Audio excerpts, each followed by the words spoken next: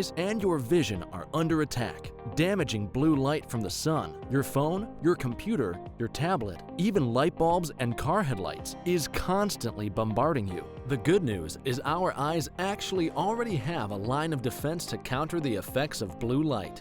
This defense is made up of 3 pigments called carotenoids. MacuHealth with Micromicelle, the only supplement with the exclusive patent on all 3 macular carotenoids and Micromicelle technology. Do your patients know what presbyopia is? There are people who are afraid of the press. Have you talked to your patients about multifocal contact lenses? I've heard the bifocal, but not multifocal. Exactly, not multifocal. Do you need help with your multifocal strategy? Learn more at the conclusion of this episode. With more screen usage and indoor time, myopia, also known as nearsightedness, is increasing and getting worse in children.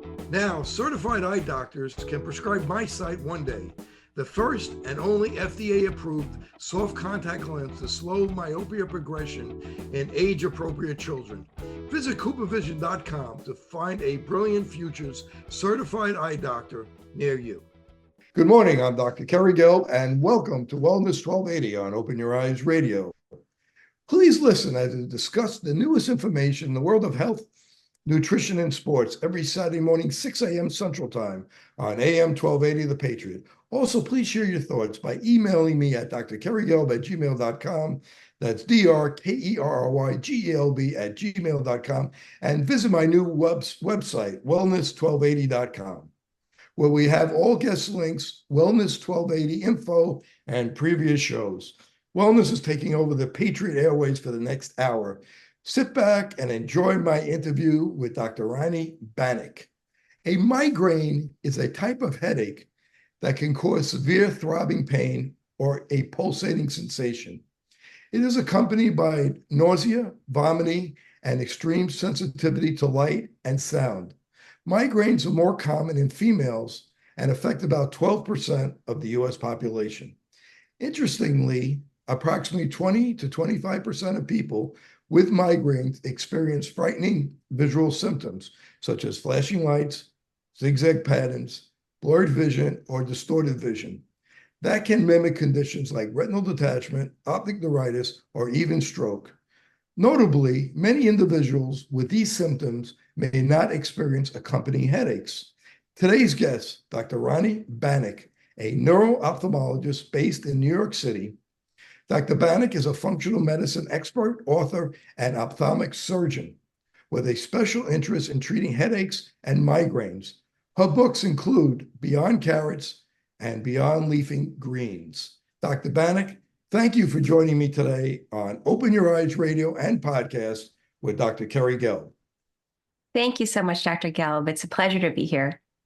So people may not know what a neuro-ophthalmologist is. Before you explain it, I just want to tell you from an eye doctor's point of view, whether we're optometrists or ophthalmologists, when optometrists or ophthalmologists don't know what's wrong with the patient, we dump them on the neuro-ophthalmologist. You're kind of like the dumping ground for the people that we don't know how to diagnose. So tell us about being a neuro-ophthalmologist and having to deal with all these crazy cases.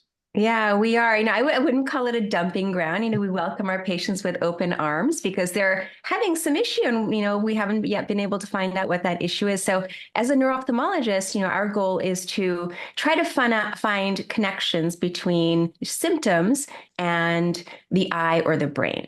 And oftentimes it will be something in the brain that's causing these unusual symptoms. There's some connection between the eye and the brain, which is the optic nerve. So that's what we do. We act like detectives. We gather lots of evidence, we put it together, and we try to come up with the culprit. What's causing this problem? So we oftentimes see unusual cases. For example, sudden vision loss that's not explained by common things, or patchy vision or kind of grainy vision. These are some complaints. And the other big category of complaints that we see is double vision. We actually see quite a bit of double vision. And it's our role to figure out, okay, what's the underlying cause of the double vision? Is there a misalignment between the eyes? Is there something else like a cataract or dry eye? What's really the underlying cause of this problem? So many people have headaches, and headache itself isn't a specific diagnosis like a stomach ache. we need to find out what's causing the headache. And there's probably over 150 causes of different headaches. How do you go about when a headache patient comes into your office to be able to diagnose them and put them in the right category so we can help that patient?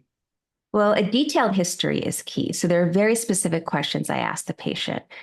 Basic things like, where is the headache? Is it in the front of the head? Is it on the side of the head? Is it one-sided? Is it both-sided? And then also frequency is important. How often are you getting a headache? So like if you get a headache, let's say once in a blue moon, it's probably not something more serious like migraine. But if someone's getting headaches, 2, 3, 4, 5 times a week, that's a little bit more concerning, and that raises a few red flags. And then the other thing that we always ask about is, you mentioned it earlier, Dr. Geller, which is, what are the associated symptoms? Is there associated light sensitivity or sound sensitivity or nausea or vomiting? Or perhaps even some patients have tingling, which is a pretty scary symptom, where they'll have tingling on one side of their face or down one arm, down their leg. So if there's symptoms like that, then that may mean that it's not just a regular headache, which many of us get, like a tension headache. It could be migraine. It could be something more serious. So that's when we really try to, again, gather all the pieces of information, put them together, and come up with a diagnosis. But there are specific criteria for all of these different headache syndromes. Even for tension headache, there are very specific diagnostic criteria for each type of headache syndrome. And so I guess the key, what I'm saying here, is not all headaches are the same. So we don't just lump them into one category. Well, that's interesting because the International Classification of Headaches, they have primary headaches, secondary headaches, and cranial neuropathies. Today, we're going to focus on primary headache, but if you could just tell us about the difference between primary, secondary, and trigeminal neuralgia, cranial neuropathies. Yeah, so primary headache is when there's no definitive trigger. It just kind of comes on. A secondary headache would be, let's say, someone had a brain tumor. So a different reason for the headache to happen. So there's a independent diagnosis. Or let's say somebody had brain trauma and they had concussion, they're having headaches. So that falls into a different category. So the primary headache syndromes tend to be tension or migraine. There's some other ones as well. And then the third category you mentioned, which are these kind of other cranial neuropathies, the trigeminal nerve is a very important nerve. We have 12 cranial nerves altogether. The trigeminal nerve is cranial nerve number 5. And the reason why it's so important is because it gives us sensation to our scalp, to the covering of our brain, which is called the dura. It gives us sensation to our face, the eye socket, the cheeks, the sinuses, the jaw. So it has many different branches. And this is the nerve that gets triggered in migraine. So when actually all headache syndromes, this nerve gets triggered, it gets turned on, it gets sensitized, it gets inflamed. And that's typically what is responsible for the pain in various different parts of the head or parts of the face. But it's that trigeminal nerve that's key. But sometimes patients don't fall into any of those traditional categories of headache and they have pain. Let's say somebody has pain just in the eye socket in their forehead area. It could be a trigeminal neuralgia, meaning just one branch of that nerve is involved. So there's various different syndromes that can happen with the trigeminal nerve. Sometimes people have tearing or redness of the eyes or even nasal stuffiness with headaches. So they fall into like very specific headache syndromes. And migraines, being one of the primary headaches, affects about 15% of the population. And more people have migraines than diabetes, epilepsy, and asthma combined. So it's a very common problem. And I believe it's the number 2 cause of disability, number 1 in females under the age of 50. So a lot of people have it, but a lot of people are confused about the different symptoms and is it just on one side? So if you could go the different signs and symptoms, can you go over some of the signs and symptoms? Because we want to distinguish between a tension headache and a migraine. Absolutely. And that's a great question. And interestingly, I just did a video on this yesterday for social media on the diagnostic criteria for migraine. So it's a little complicated, but I'm going to try to summarize it in 5 different criteria. So criteria number 1, there have to be at least 5 attacks. You need at least 5 episodes of this type of headache. Number 2, the headache usually is about 4 hours to 72 hours in duration. So there's a time frame there. So if you have a headache, let's say half an hour, you drink some water, take a little rest, it goes away. That's not a migraine. So it has to be that duration. Number three is that this is a little bit more complicated. Now, the nature of the headache, migraine is typically unilateral. It has a throbbing or pounding sensation. It's usually pretty severe, moderate to severe in intensity, so it's not a mild headache. And also, it's so bad that it prevents you from doing things you want to do. So let's say you're normally driving or you're working or you're reading. You don't want to do any of those activities or exercising. You don't want to do them because of the headache. And then criteria number four is that there is usually that associated other symptoms which you mentioned, nausea or vomiting, light sensitivity or sound sensitivity. And then the fifth criteria is there can be no other cause for the headache. So as I mentioned earlier, if someone has a brain tumor, and they get headaches, that's not a migraine. That's because of the brain tumor. If someone has meningitis, that's not a migraine. So those are the five criteria that distinguish it from tension headache, which is a lot more common as well. We were talking about migraines and different, telling the difference between migraines and tension headaches. And we were talking about how it begins in the brainstem. And you could get these really weird aura symptoms from the brainstem because the brainstem controls breathing. We talked about a little before, blood pressure, heart rate. So people could have these crazy headaches. A friend of mine who's a physician, his daughter was fainting. She was getting these fainting, and they had to go down to Miami to see headache specialists and a neurologist down there. And it turned out it was a complex migraine that was causing the fainting. But if you understand what the brainstem does, then you could kind of understand why you would get these type of aura symptoms. So if you could go into that a little bit.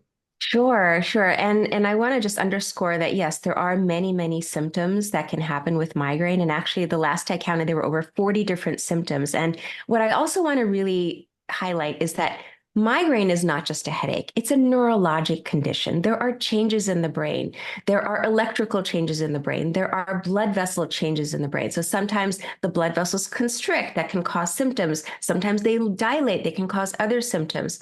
And also, obviously, there are neurologic changes in the brain. So it's a neurovascular electrical issue in the brain.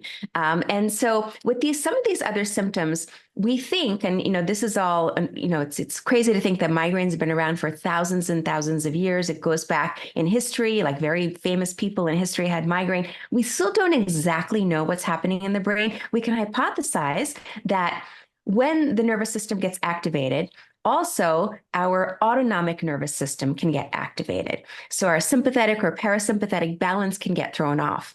And we think that maybe because of that, patients may have certain symptoms like nausea or vomiting or loose stools, diarrhea, increased urination, sweating. And sometimes with the eye, we can see some sympathetic changes. Sometimes patients can have a change in their pupil size. Their pupil may get larger during a migraine, or sometimes the lid may become a little bit droopy. It's called ptosis. So this can all happen during migraine. And as you mentioned earlier, paralysis, which is very, very scary. People can't move, they can't feel their arm or leg. Yes, that definitely needs to get worked up. But in many cases, when the workup is negative, we call that complex migraine, or sometimes even hemiplegic migraine. So there are different types of migraine, but again, it's not just a simple headache. I think that's a big misconception out there, is that.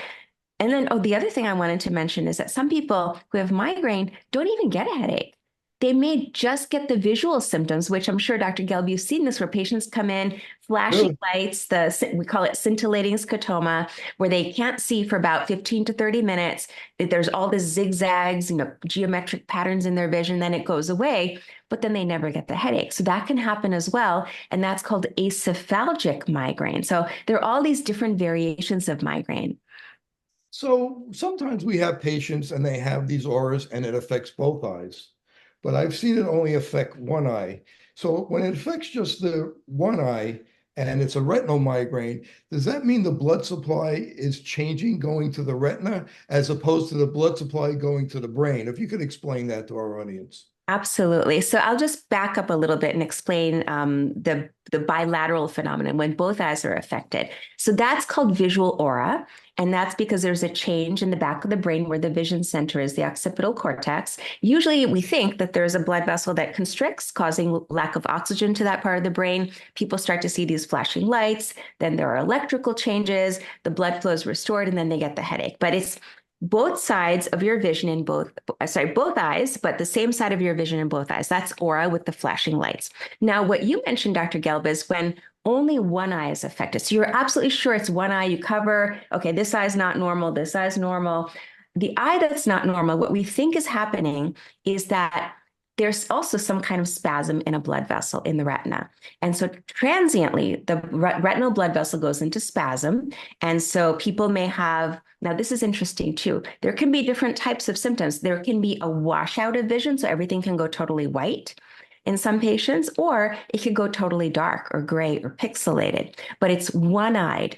And whenever that happens, we do a more extensive workup because we want to just make sure there's not a different reason for this happening. Yes, it could be a retinal migraine, which is relatively benign, but we also want to make sure that there's not a clot that's going to the retina or to the brain. So we do a full stroke workup. It's much more involved. And as long as all the stroke workup is negative, then we can call it a retinal migraine. And interestingly, there's actually some published reports where patients were having this retinal migraine and photographs were taken of the back of the eye. So fundus photographs were taken, fluorescein angiography was performed. So these are tests that we typically do in the office to check the retina. And it was documented that during the episode, the retinal blood vessels are very constricted. So you can see the spasm. And as soon as the episode resolves, the blood vessels open up and they go back to normal size. So that's been documented in the literature, but we think it's spasm. And actually, because of that, the treatment actually works very, very well for retinal migraine because we don't have to treat for a migraine, we treat for the spasm. And some of the blood pressure medications that we normally use for blood pressure, we also use that for retinal migraine. So it's a very, very specific type of symptom, very specific type of treatment for that symptom. Determining whether it's a stroke or it's a migraine, typically with a stroke, it is more sudden, where a migraine is more gradual symptoms. Of course, you can't always go by that, but that's that's kind of what I've noticed in practice. Is that a correct statement? Yeah. So with migraine, interestingly, there are 4 phases of migraine. So there's the prodrome, where someone may not be feeling well. Sometimes people know, okay, the weather's changing. Oftentimes, barometric pressure changes are a common trigger for migraine. They may feel, okay, I'm not feeling so well, or I'm feeling a little sleepy, or I'm feeling a little nauseated. And then there's the aura phase, when people can see flashing lights, or they can get the tingling, numbness, or they may even smell something. That's the aura phase. Then there's the actual migraine phase, which is, again, typically the headache, then the postdrome. So there can be a buildup. So again, the prodromal phase, the aura phase before the headache starts. And those prodrome phases can actually last up to a few hours. So it's not just instantaneous, it's kind of building up to it. And this is also really important because we have that build up to the migraine. That means that there's a window to treat it, to try to prevent it from happening. And I always talk to my patients about this, like as soon as you feel something happening, your body is not right, it's about to happen, you're on the edge of a migraine, you need to do your preventative strategies, whether that's supplements, whether that's taking a prescription medication, whether it's going to sleep or staying hydrated. You need to find what works for you to prevent it from becoming that full-blown migraine. Where a stroke would be more sudden. It would be sudden, and we get these involves some loss of function. So again, not like shimmering lights, but where it's black, where people are not seeing, or if they're having trouble with their speech or their face is droopy. Like, these are very acute onset symptoms. And if it's less than an hour, it's called a TIA, or transient ischemic attack. But when it's longer than an hour in duration, then it's a stroke. But either way, whether you're not sure, is it a migraine? Is it something else? Could it be a stroke? Get it checked out. Don't wait. Don't sit at home. If you're even the slightest bit worried that something is happening and it doesn't feel right for your body, go immediately to the emergency department. That's my most important recommendation is don't just wait because, if it is something serious, it can be treated and time is of the essence. We have these amazing treatments now for stroke, even eye stroke we have treatments for, but you have to get to the emergency department in time for them to give you those treatments. Explain that about TPA, because if you're not there within 3 hours, you're not going to be able to use TPA 3 or 4 hours. Explain that, why it's so important. If you think you're having a stroke, you got to go to a place where they have TPA. Yeah, so TPA is tissue plasminogen activator. It's basically a clot busting drug. And if you're having an acute stroke, again, if you get to the ER in time, they do the workup, they do a CAT scan to confirm that there's a stroke there. They call in their teams. There are people, on call who can do this. They take you into the procedure room. They inject TPA. Usually it's intravenous and to try to break up a clot that could be causing the stroke. The window, now I'm not completely up to date on, there are different criteria for the window. For some, it could be 3 hours. For others, it could be 6 hours. For eye stroke, depending on where you go, in some cases, we may give it up to even 12 hours after the symptoms have started. So either way, just try to get to the doctor or the emergency department as fast as you can. Not your eye doctor's office. You need to go to the emergency department. Is there any benefit to chewing an aspirin? I wish we knew. We don't. That's a great, I don't think. Actually, I take that back because if it's a hemorrhagic stroke, so there's two types of strokes. There are ischemic strokes and then there are hemorrhagic strokes. And if you take an aspirin, it may increase your risk of hemorrhage. So maybe hold off on that. But definitely, if you've missed your blood pressure medications, take those, take your normal meds, try to get to the ER as soon as possible. Thank you for that. So I want to go back to the headache and pain. There aren't pain receptors in the brain, but on the blood vessels. So where's the pain coming from when somebody gets the headache in a migraine? When after the constriction, we get the blood vessel dilates, and that's when some people get the headache. Not everybody gets the headache, but when some people get that, where are the pain receptors coming from? Is it just the blood vessels, or are there other places? So the trigeminal nerve is what's involved here, and the trigeminal nerve goes to the covering of the brain, which is called the dura. So whenever the blood vessels dilate, if there's inflammation of the blood vessels, the dura then pick up those chemicals that are released, these inflammatory chemicals that are released, these pain modulators that are released. The dura gets inflamed, or the trigeminal nerve gets inflamed, and that's why we feel pain. We're up against the break. If we have trigeminal nerve, we wouldn't feel pain. We're up against a break. I'm talking with Dr. Rudrani Banik, her books, Beyond Carrots, her website, Beyond Leafy Greens, her website, drrudranibanik.com. We'll be back after the break.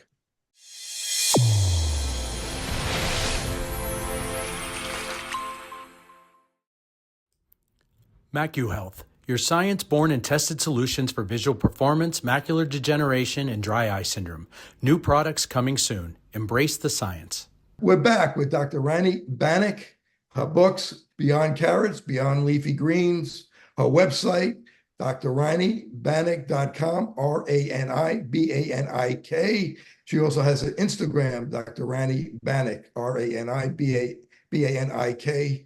Go to her website, and she has some free books to help people with headaches and choosing sunglasses. So before the break, we were talking about pain. Some people get the pain after the constriction. Some people don't. Some people get the aura. Some people don't. Why do some people get the aura? Why do some people don't? Why do some people get the pain? Why do some people don't? Or we have no idea. We have no idea. I wish I could tell you otherwise, but migraine is very personal. Every single person has their own set of symptoms. And even though it may run in families, it's actually very commonly runs in families. No two people are alike. So your migraine could be very different from your sister's migraine or your mother's migraine or your cousin's migraine. And maybe it's because, there are different triggers for different people. There are many genes also that are associated with migraine. There are over 50 different genes that have been associated with migraine. Each of these genes has its own role. We don't quite understand what the role is for most of them, but some of them have to do with pain modulation. Some of them have to do with electrolyte channels in our cell membranes. I wish we knew, but we don't. But I would say, do a little detective work. If you have a tendency towards migraine, try to keep a diary and figure out, okay, what is it that may have triggered your symptoms?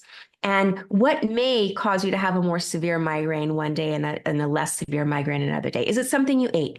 Is it, for example, fermented foods? Is it MSG, which is a common additive in foods? Is it dehydration? Is it stress? Is it lack of sleep? Is it too much caffeine? Is it too little caffeine? Figure out what your personal triggers are. That way you can control your migraine much better. You have a little bit more control over it.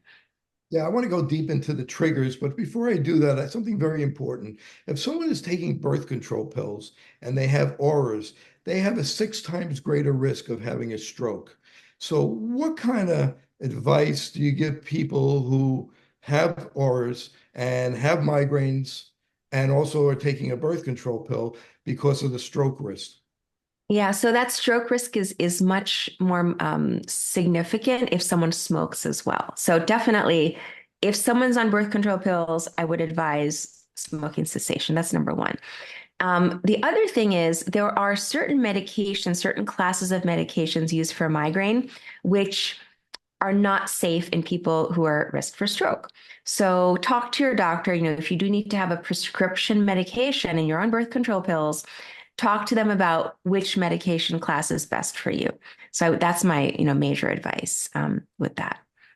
So people that have light sensitivity and have migraines, there are these special glasses called fluorescein 41 or FL41 that block the blue light between little green 480 to 520 nanometers. Tell me if you've had success with those type of filtering glasses. I have, and actually those glasses are, to my knowledge, the only scientifically proven glasses to help with migraine. There are some variations on the tints. There are different ranges that have been tried, but I have found that, first of all, they have a very unique tint. So if you look at them, they're kind of like this rose color tint. So you're looking through the world with rose colored glasses, but they definitely cut the light sensitivity, whether it's sunlight or indoor fluorescence or even like blue light coming from your screen, they can help with that. And there are different companies that make them, but just make sure that you're getting that tint FL41. Now, there are also, some companies do sell medical grade contact lenses with this tint in them. So if you're really very, very, very light sensitive, I have had success with these specially tinted contact lenses for my migraine patients. But that's something, again, that you really have to have a long discussion with your doctor about, because let's say you wear, this FL41 tint, your eye color will look different. It will look like you have kind of like a reddish purplish kind of an eye. So, and of course you need to be careful with contact lens hygiene and all of that. So, it's an option. It's not my favorite option, but it's an option. And what I've found to be most helpful for light sensitivity is actually nutrition. We know that, in our macula, in the back of the eye and the retina, we have these nutrients called the macular carotenoids, lutein and zeaxanthin. And these two nutrients can help fight against macular degeneration. They're powerful antioxidants. There is also some research to show that they help with light sensitivity and blue light. So if you are light sensitive, whether you have migraine or not, if you're light sensitive, then maybe consider increasing your intake of these nutrients and even taking a supplement for at least 3 months to see if things get better. So that's why I always recommend to patients diet and supplementation first, see how that goes. Excellent advice. Thank you for that. So let's go back to what the cause of migraines triggers. I always find that foods with tyramine tend to be one of the biggest triggers, especially if they're eating cheap American cheese, those yellow American cheese. They come in with a migraine and I start asking, what'd you eat today? Typically it's from not today, but it's from the day before. And if you talk about the triggers, what you find, you're a headache expert, people come to you from all over the world about migraines. What do you find as the biggest triggers? I find foods with tyramine, but how about you? I would kind of take a step back and say hydration status is probably across the board what I found to be the biggest trigger for migraine. When people are dehydrated, they're just simply not drinking enough, or if they've done like a really intense workout. I have some patients who love to go to the gym. They do their training, they do HIIT training. cardio workouts, and they think they're doing great for, great things for their body, but they're not drinking enough, they're not getting enough electrolytes, and boom, they'll get their visual aura of migraine, and then they'll get a full-blown migraine attack. So hydration with electrolytes is really, really important. In terms of food triggers, yes, tyramine, which is a compound found in many foods. But Just tell us also, what foods the tyramine's in, if you could mention a couple. so you mentioned cheese, other fermented foods. I'm just thinking like Beer, wine, beer. Yes. avocados have it. Yeah. Canned figs have it. So that have tyramine. But I noticed Usually it can be used as a preservative as well. So that's why it's added to some foods. But those foods, MSG, which I mentioned earlier, which is monosodium glutamate, which is a big preservative found in a lot of like Asian foods. And then different people have different sensitivities. Like, for example, some people are very sensitive to histamines in foods. So if they have like strawberries or bananas, then they'll develop a migraine. Some people, it's not necessarily the food, but it's their blood sugar that's the issue. So if their blood sugar tends to be more on the low side, then they may have a migraine.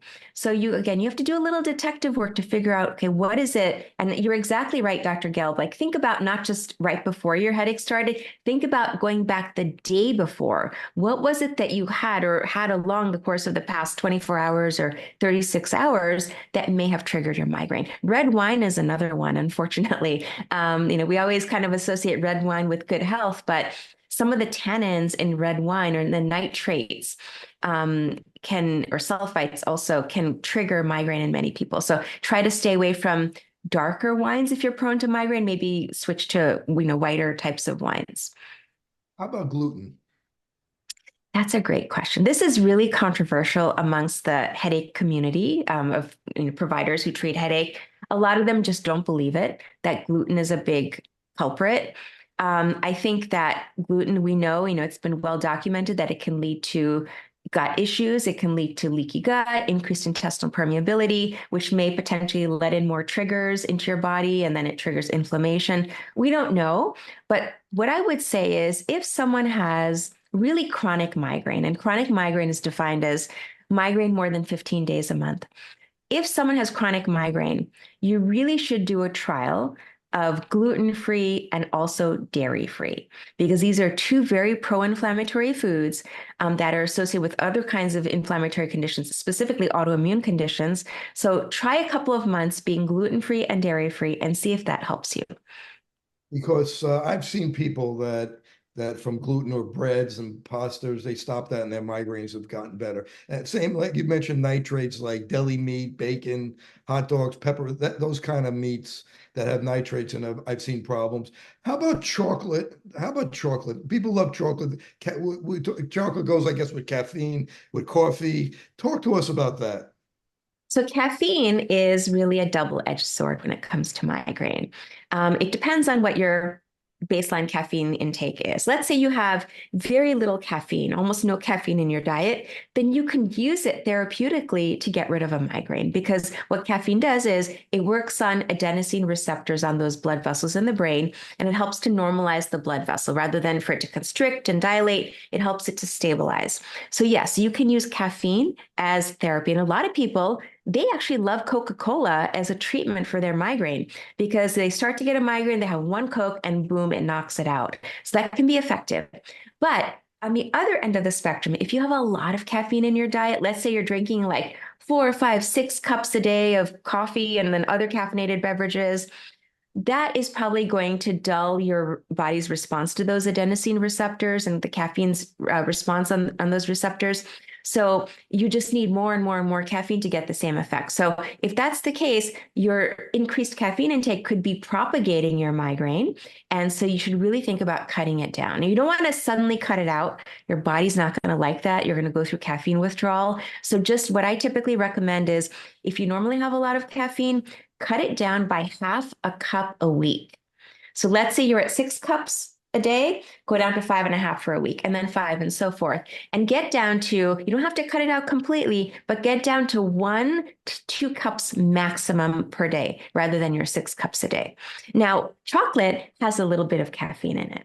And so we think that actually a lot of people, so before the migraine starts, some people get cravings. And a lot of people crave chocolate for whatever reason. Maybe it has the smell, maybe it has the caffeine. I don't know, cocoa, the antioxidants. I'm not sure why people crave chocolate, but so there's been this myth that's associated chocolate with migraine because That if you thought, like hold that chocolate, thought, we're up against the break. Chocolate, I love chocolate. We're talking with Rani Banik. We're talking about chocolate. Tell me about chocolate. Let's finish. so chocolate has a lot of great things in it. It has cocoa, it has antioxidants, it's got a little bit of caffeine. So many people crave chocolate before their migraine starts. And so because of that craving, chocolate has been thought to be a trigger for migraine, but actually there's no hard evidence to show that it's really a trigger. So go ahead and have your chocolate, but just in moderation. Don't eat like a huge chocolate bar. You can have like 1 or 2 squares, preferably dark chocolate. Don't go crazy on the chocolate, but you don't necessarily need to cut it. I know a lot of people are so relieved when they hear that, like, thank goodness I don't have to cut out my chocolate. So we're going to talk about the treatment now, a functional medicine kind of treatment. But let me just add that stress could cause migraines, poor sleep, musculoskeletal issues, menstrual cycle, menopause. There's certain toxins such as personal hygiene products. We talked about caffeine. So let's talk about treatment. First thing, essential oils. Can that help us with migraines? And what kind do you like if it does? Yes, that's a great point, Dr. Gelb. Like I always love to start with the natural things first, natural strategies first. And essential oils are wonderful. Some of them have very calming properties, anti-inflammatory properties. So my favorites are a combination of peppermint, lavender, and frankincense. And what I do is actually make my own oil at home. I combine them together, very, very dilute, like 5%, and then you add a carrier oil. And then you can put it in a little rollerball bottle. You can put it in your forehead. Don't get it in your eye because it will really sting if you accidentally get it in your eye. So put it here, put it at the base of your neck. Some people like to put it on their soles of their feet when they're sleeping. It's very calming. Now, some people, they don't like essential oils if they have migraine because they're very, very sensitive to smells, like strong smells particularly. So that may not be a great option for them. Other than topical application, you can also have it in a diffuser in your home.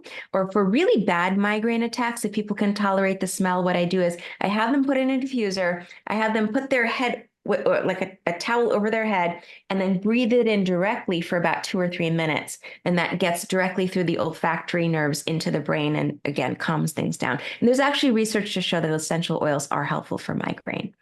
We talked a little bit about the FL41 glasses. I heard you talk about getting a migraine and rubbing on the trigeminal nerve, and that actually helps. Can you talk a little bit about that? Yeah, so there are different branches of the trigeminal nerve that are in the eye socket. Right above your brow, there's a supratrochlear branch, and then the supraorbital branch, and then the infratrochlear branch, which is right here. And oftentimes in migraine, people will feel like a very focal pain right in those areas. So what I recommend is it's called acupressure. You can do yourself. You don't need to go to an acupuncturist for this. You take your fingers and you put a lot of pressure, as much as you can take, basically, without doing any harm, obviously. But you want to put a lot of pressure there for about 10 seconds at one location. Then you move on to the next location, which is right here, 10 seconds. And then you let go. And then you do the third location. And oftentimes that pressure kind of breaks the circuit of pain. And it can sometimes, in some cases, just knock out the migraine, like relieve the migraine. But sometimes you have to do a few cycles of this. But definitely like try it. If you're in the midst of an attack, it's really, really severe. You don't have your medications with you. You don't have, anything else that can help you. Try the acupressure because it can really, really make a big difference. Tell me about supplements. Let's start off with magnesium. So yes, magnesium for migraine has a lot of research behind it. It's probably the most researched for migraine of all the various nutrients. And magnesium, it has many different roles in the body, but what we think it does in migraine is that it helps to relax both the nerves and the muscles in the body. So it releases tension.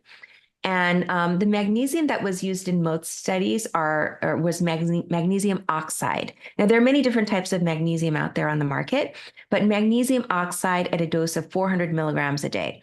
Now, what I found, yes, it did work. It helped to reduce the frequency and severity of migraine. So most headache specialists do start with magnesium.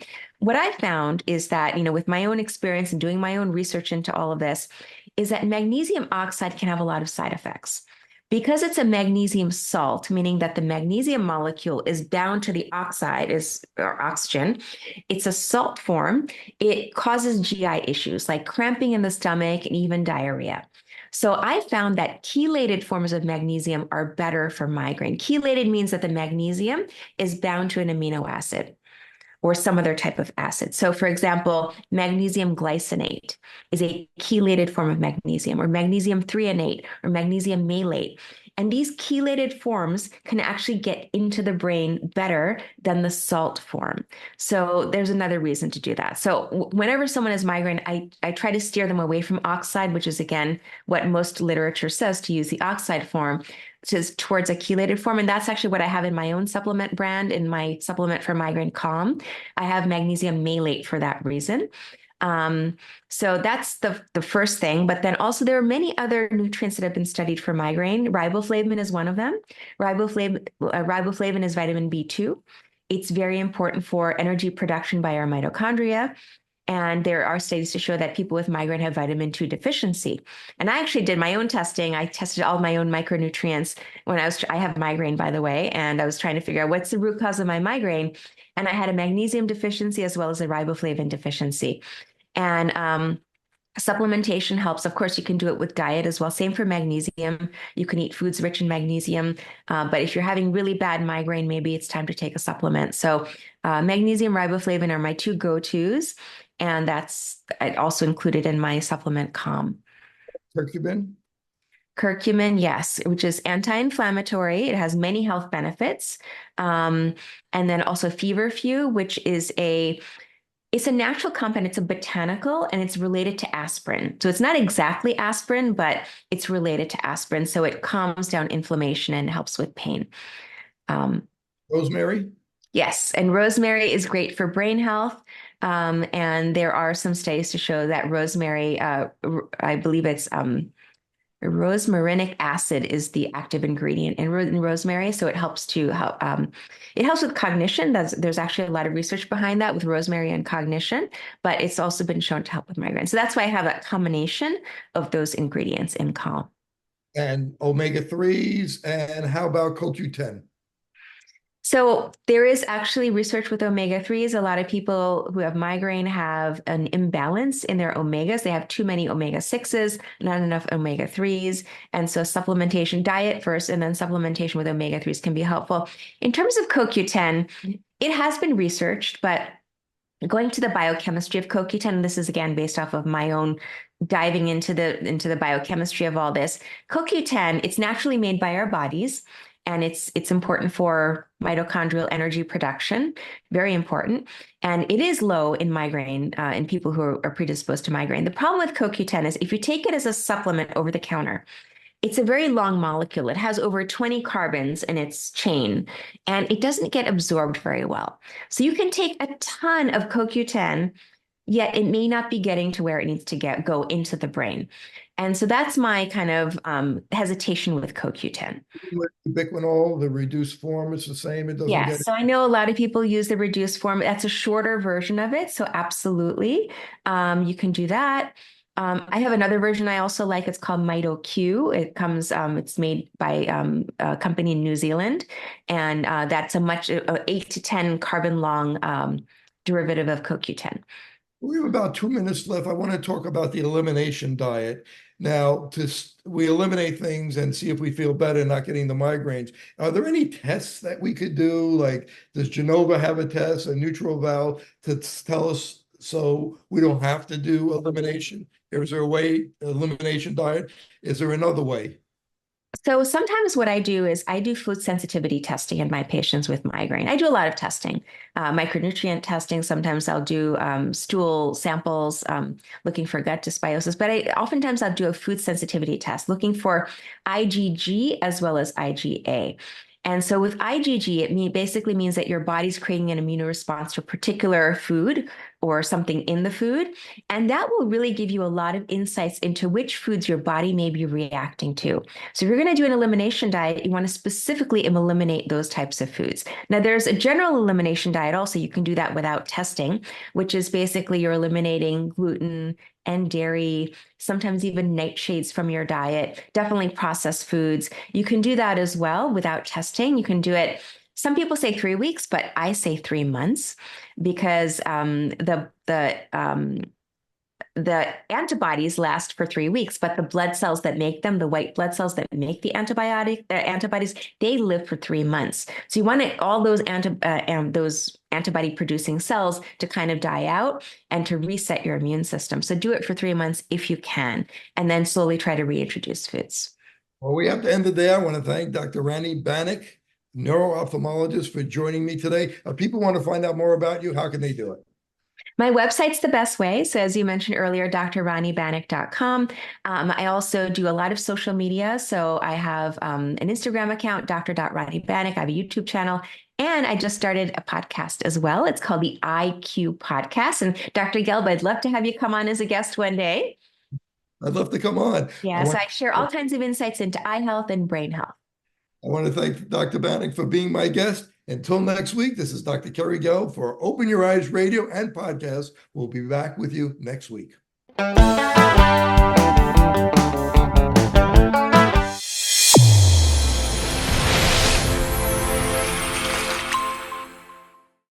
Your eyes and your vision are under attack, damaging blue light from the sun. Your phone, your computer, your tablet, even light bulbs and car headlights is constantly bombarding you. The good news is our eyes actually already have a line of defense to counter the effects of blue light. This defense is made up of 3 pigments called carotenoids.